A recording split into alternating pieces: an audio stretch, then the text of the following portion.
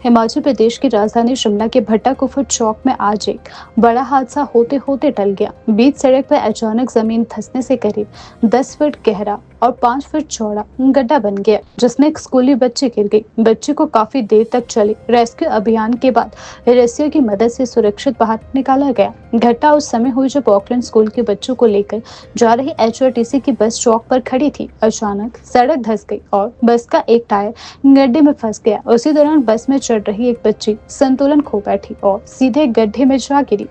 स्थानीय पार्षदों और निवासियों ने भी NHAI की कार्यप्रणाली पर गंभीर सवाल उठाए हैं। उनका कहना है कि 4 लेन बहो टनल निर्माण कार्यों के बीच क्षेत्र में लगातार जमीन धंसने की घटनाएं बढ़ रही है, लेकिन संबंधित एजेंसियां इस ओर ध्यान नहीं दे रही है। घटना की जानकारी मिलते ही हिमाचल प्रदेश किसान सभा के प्रदेश अध्यक्ष कुलदीप सिंह तंवर भी मौके पर पहुंचे। उन्होंने इस घटना पर गहरा रोष व्यक्त किया और कहा कि सड़क धंसने की यह घटना संबंधित विभागों की लापरवाही और गलत प्लानिंग का परिणाम है।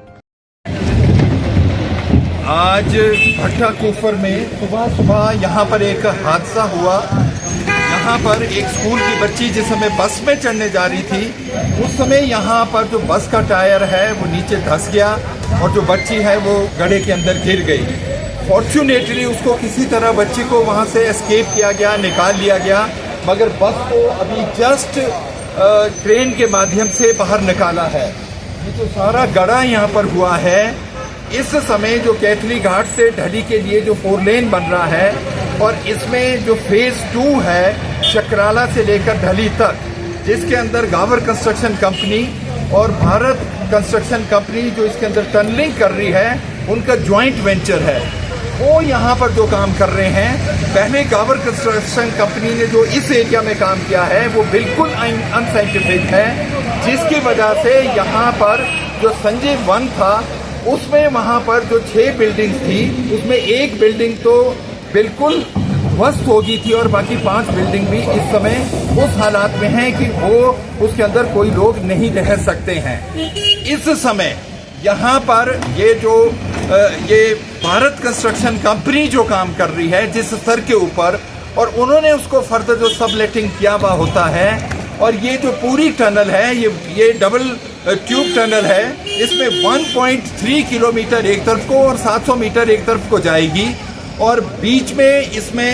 एक बाइफर्केशन होगी और ये इसके ऊपर पूरे का पूरा हजारों की तादाद में इसके ऊपर लोग बसते हैं। अनफॉर्चुनेटली इसके ऊपर कोई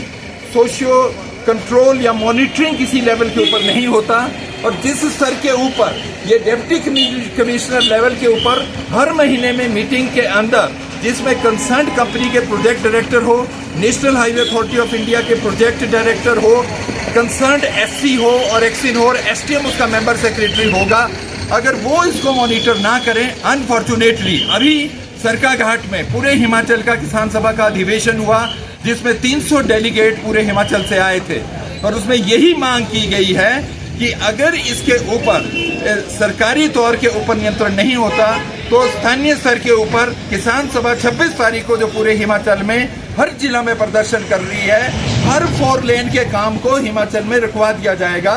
क्योंकि इससे आने वाले समय में बहुत ज्यादा हादसे हो रहे हैं और इसके ऊपर कोई भी कंट्रोल नहीं है। अनफॉर्चुनेटली इस जगह पर वो जो पहले संजय वन के अंदर भी इसी पंचायत के अंदर, चमियाना पंचायत के अंदर ये हादसा हुआ और अब ये जो भारत कंपनी यहाँ पर पूरा जो हमारा सिमेट्री का जोन है, यहाँ 2 म्यूनिसिपल कॉर्पोरेशन वार्ड है, उससे आगे ढली वाला एरिया है चलौंठी तक, यहाँ पर हजारों की तादाद में लोग रहते हैं